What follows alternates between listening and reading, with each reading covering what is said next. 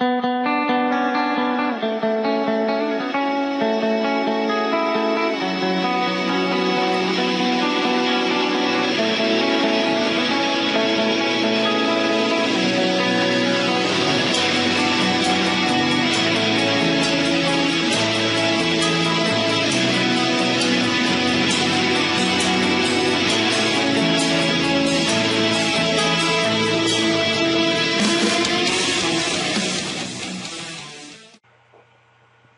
everybody, this is SirWooper and I'm bringing you another Pokemon battle. This time I'm using a new program called Pokemon Showdown. It's all online, it's very interesting, I like it a lot actually. Don't know if I'll be using it more than PO or not yet, but anyway. Into the team, I'm using a PU-NU team, he's using an IU team. I have a Leafeon, which is a Sword Stance set, fully physically offensive with Sub and Sword Stance and Leaf Blade in return. Then Alomomola. So that's obviously standard physically defensive set. This is all like PU and NU Pokemon that we thought were kind of underrated, other than Alomomola and I can't remember what the other one is. There's another one. Electros is a specially based Life Orb set with Flamethrower, Thunderbolt, U-Turn, and Grass Knot. Especially defensive Grumpig because Thick Fat is an incredible ability, and this thing should not be in PU. I believe it's got Taunt, Thunder Wave, Psychic, and something else. Luxray is a Choice Scarf set, sort of mixed attacker, a mix as in it has Volt Switch, but other than that it's all physical with Wild Charge, Superpower and Ice Fang. And Luxray has like base 120 attack. Anyway, Muck as well, especially defensive, Curse set. Basically Luxray, Leafeon, Electros all got moved down to PU from NU, and we just thought that was ridiculous, quite frankly. His team, Spiritomb could be banded, could be defensive in some way, Sandslash physically defensive with Stealth Rock and Rapid Spin probably. Clefable could be defensive, could be a Life Orb attacking set. Lantern could be Choice Scarf, could be specially defensive. Medicham, Choice Scarf, obviously. Magmortar could be Choice Scarf, but it's unlikely considering that he's got the Medicham, so it could be some kind of weird set. Anyway, he leads with Sandslash, I lead with Alomomola, and I just go for the Toxic first turn because Toxic on Sandslash is always nice because it's a bit of a wall. Yeah, he goes into Clefable, whereas I just go for Waterfall.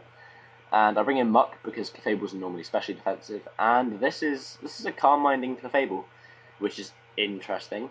I guess I mean it kind of works because Clefable has a brilliant special move pool, and Life Orb is negated by Magic Guard, so that's a good idea. I like it. It's a bit original, and stuff like that is just always interesting. I think I've already explained how we ended up having a PU-NU team versus an IU team, but it turned out to be a good match anyway. So he goes for Ice Beam again because I'm max HP, max special defense, even at +2. Not really going to do a lot. I just take him out with a Brick Break, then Poison Jab. I went for the Poison Jab thinking he might switch into Spiritomb wanting to save his thing for later, but no. He finishes me off with a Psycho Chuck Cut with his Choice Scarf Medicham, and I'm just like, well, shit, that was fun. It was enjoyable using Muck, but still. I go for Taunt, predicting him to switch out because he doesn't want to Psycho Cut my Grumpig. And I get Lantern, which is kind of nice, but kind of not. And I should have seen the Volt Switch coming, it was really obvious, but I just didn't. Anyway, I switch out into Pain Pig because I have Thick Fat and specially defensive. And he goes for the Flame Charge, and this is scary. He's a Flame Charge Life Orb set. But then I reckon I can probably take any one hit from him, and I have Thunder Wave. He probably should have remembered that I have Thunder Wave on this Grumpig because he's fought it before. And yeah. Anyway, he brings in this Spiritomb, and I know for a fact that this Spiritomb is choice banded. But I decided to stay in because I know he has Pursuit as well. I've battled him before when he's been using this team, and yeah, I know what it's going to do. But he completely forgot he had Pursuit till after he tricked me. And that kind of gets rid of my Grumpig, but he wasn't going to be that useful anyway now that he had a choice band. I go into Electros, and I go for the U-turn, just to see how much he can do to me with Sucker Punch, and it's a lot. So I'm going to Powerhouse my Leafeon, because Leafeon has decent physical bulk, even without investment in it. And I go for the Leaf Blade, and crit the Magmortar. And that is fantastic, because now that I've got rid of that, Leafeon can potentially sweep.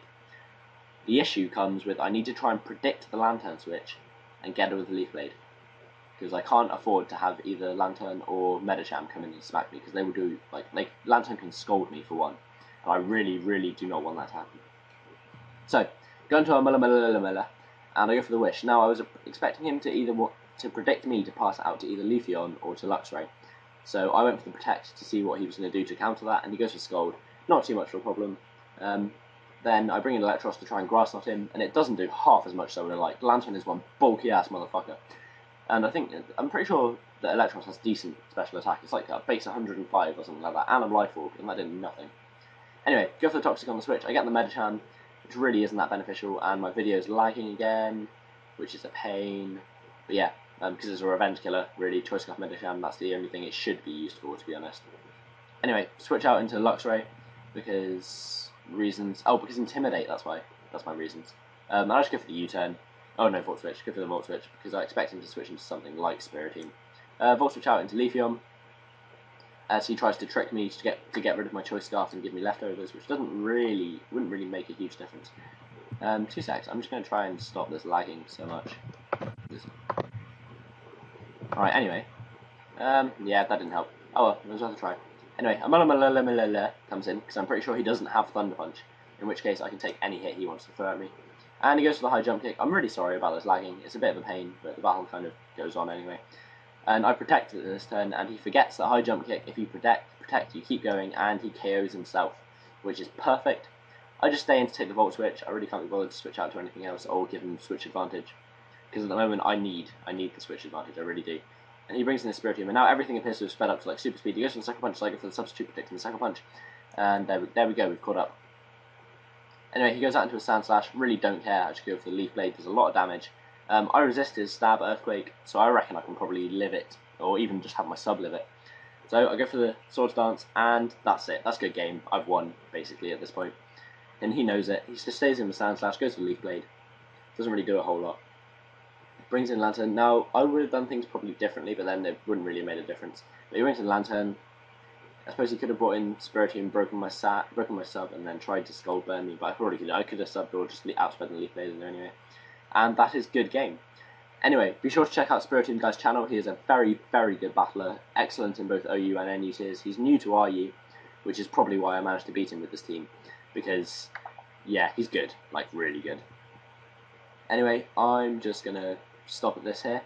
Leave a like if you enjoyed it, comment, rate, subscribe, all that kind of jazz. Let me know what kind of videos you want to see in the future, and yeah, peace out.